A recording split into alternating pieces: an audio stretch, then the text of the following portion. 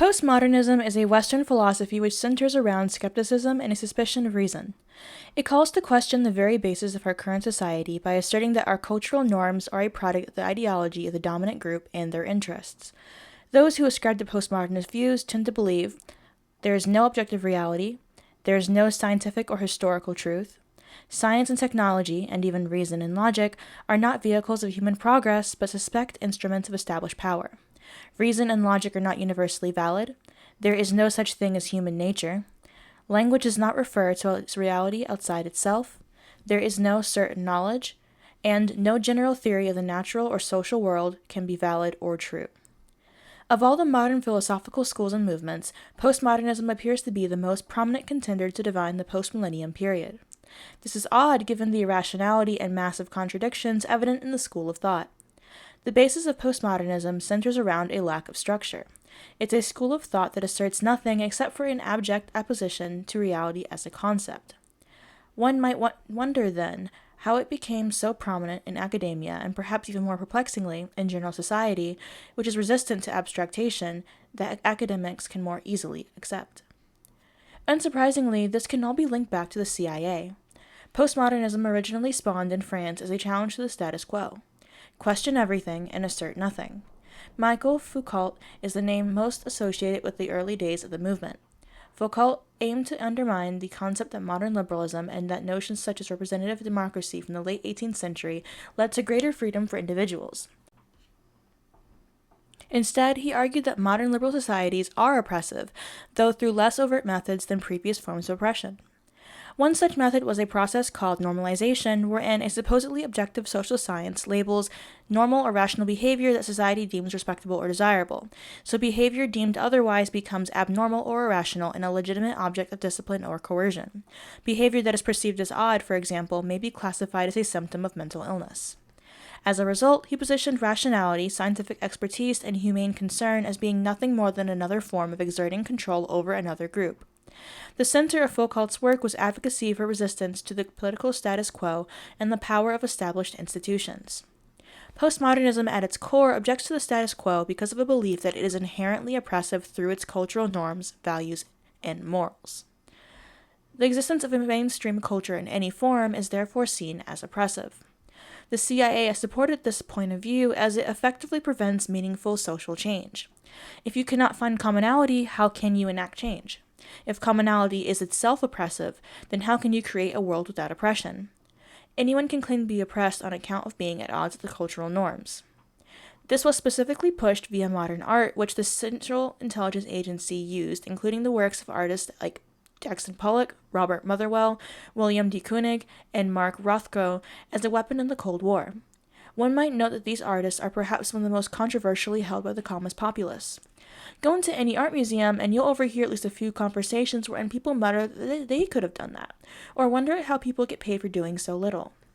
These works of art are often contested as being art at all, due to the lack of easily discerned meaning in their subject matter. The CIA supported these artists because, in the propaganda war with the Soviet Union, this new artistic movement could be held up as proof of the creativity, the intellectual freedom, and the cultural power of the U.S. Russian art, strapped into the communist ideological straitjacket, could not compete. The CIA determined that intellectualism, as seen in France's postmodernist movement, could be used to their advantage, and meddled in general culture to support the rise of this ideology. This was the long leash. The centerpiece of the CIA campaign became the Congress for Cultural Freedom, a vast jamboree of intellectuals, writers, historians, poets, and artists, which was set up with the CIA funds in 1950 and run by a CIA agent. Revealed in a recently declassified CIA report, agents believe that the spirit of anti-Marxism and anti-Sovietism will make it difficult for anyone to mobilize significant intellectual opposition to U.S. policies. The influence of New Left intellectuals over French culture and government was such that the French president, Mitterrand, notable coolness toward Moscow derived, at least in part, from this pervasive attitude. These observations stand in contrast to the previous generation of left-leaning intellectuals of the immediate post-war period who had been openly critical of U.S. imperialism and actively worked against the machinations of American operatives. This influence did not only impact the field of art, nor did it end with the Cold War. Intellectuals like Judith Butler continued to persist into the 21st century, and the legacy of Foucault remains to this day. Take, for example, his philosophy regarding the individual. The individual with his identity and characteristics is the product of a relation of power exercised over bodies, multiplicities, movements, desires, forces. He leaves almost no room for individual agency or autonomy. As Christopher Butler says, Foucault relies on beliefs about the inherent evil of the individual's class position or professional position, seen as discourse, regardless of the morality of his or her individual conduct. He presents medieval feudalism and modern liberal democracy as equally oppressive, and advocates criticizing and attacking institutions to unmask the political violence that has always exercised itself obscurely through them. The concept of the self being inherently evil or enlightened depending on class position is reminiscent of the identity politics of modern day, wherein the more oppressed one is, the more inherently defensible your actions become from criticism. In other words, if power corrupts, oppression purifies. When there is no established sense of right or wrong, when the mere concept of having a moral compass is presented as oppressive, this allows for anyone to present their personal choices as being morally justifiable on account of their identity. This is particularly harmful to the feminist and gay rights movement, which is grounded in reality and observable forms of active oppression. The oppression of women by men can be actively observed. There's a myriad of statistics to prove that it exists. The number one cause of death for pregnant women is murder. Women are 47% more likely to suffer severe injuries in car accidents because safety features are designed for men. Only 6 countries give women equal legal work rights as men. Analysis of data from 1.3 million patients found that women are 15% more likely to suffer any bad outcome, and a third more likely that the operation would have a fatal consequence when a man rather than a woman carries out the procedure. Employees can legally require women to wear makeup as part of an established dress code. They can impose such restrictions on female employees while not burdening male employees at a similar level. Almost half of women have negative feelings when they don't wear makeup. 44% of women have negative feelings when they are not wearing makeup, reporting feeling unattractive, self-conscious, and naked or as though something is missing. Only 3% of women said going without makeup made them feel more attractive. These facts corroborate feminist theory, which points out the many ways that women are oppressed by men through social measures such as motherhood, marriage, and femininity. McKinnon writes that feminism's development as theory is impelled by the realities of women's situation. Women's lives, the women's movement has found, have contours with content.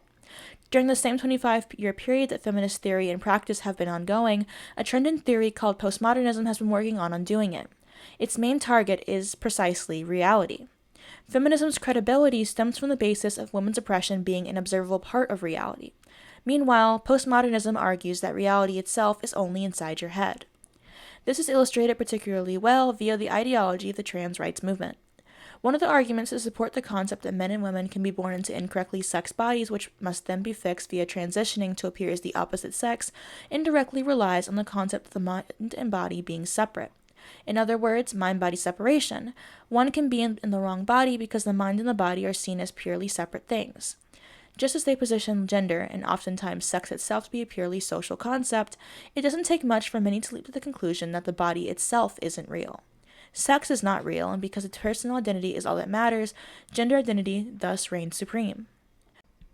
Transgenderism only exists in the mind. There is no proof that one is in the wrong body. If that were true, then one would only need to submit to a brain scan by a doctor to prove that they were trans and needed to transition. Not only is this not possible, in part because brain sex is not real and there is no proof of brains being gendered beyond socialization, but it is considered transphobic to even suggest that gender dysphoria is a mental illness with observable traits and symptoms. If one is trans, all they have to do is decide that they are. Everyone's definition of and relationship to gender is different, and no one can define what gender is for anyone else. This allows anyone to identify as whatever they wish, while no one else can criticize that decision. In turn, this has allowed for a giant loophole in the name of tolerance, which predators have not overlooked. In Germany, self-identification has made its impact in law via the Self-Determination Act, which would allow trans adults and minors aged 14 and older with permission from their parents or guardians to change their gender and first name once a year, every year. Trans and non-binary people could change their name and gender at a registry office without any medical reports or a court order. This has implications for the safety of women, as by accommodating trans-identified men, single-sex spaces no longer provide safety from sexual harm. One such example can be seen in jails, wherein men, without surgery of any kind, which is already rare for trans-identified males, may be moved to female prisons on account of their gender identity. Women in these prisons cannot resist or protest having their spaces invaded. Trans predators have been allowed lowered jail sentences on account of the danger their identity allegedly causes. Women's spaces are no longer allowed to be single-sex at all, as the argument for their existence is rendered useless by postmodernism's rejection of reality. If the body isn't real, then how are we oppressed on account of our sex? The idea that nothing is real directly opposes the reality of women's oppression. This concept is supported in postmodernism via the concepts of anti-essentialism and the defense of multiculturalism. Essentialism is the view that objects or other entities have at least some of their properties essentially, that these are at least necessary conditions for being this object or belonging to this kind.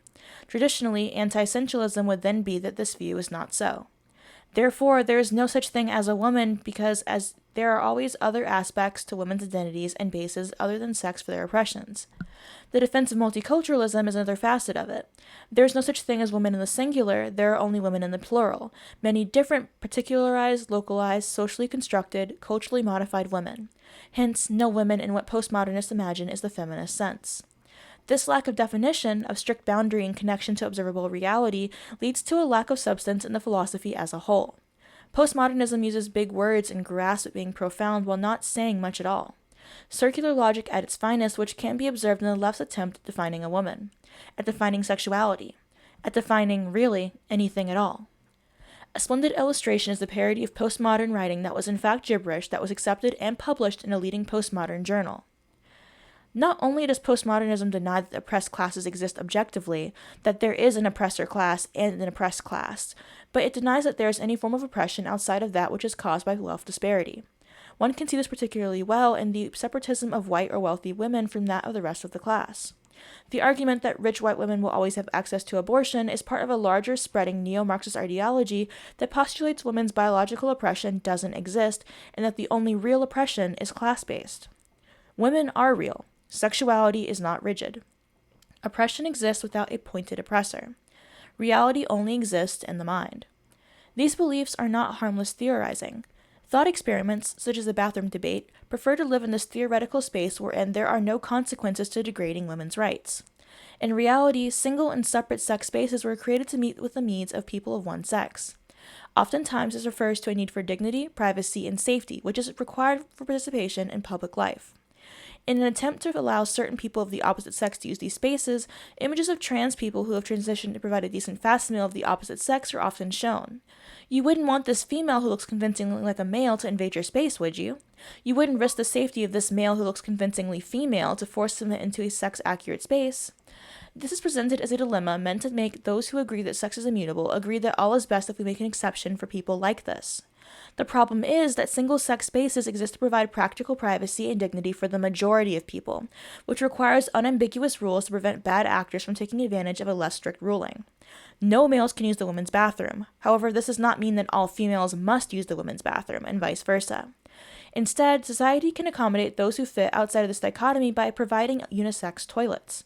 It's a simple fix, and one that acknowledges the dangerous reality of allowing men of any kind access to the women's spaces, while simultaneously addressing the needs of those who have decided to appear as the opposite sex.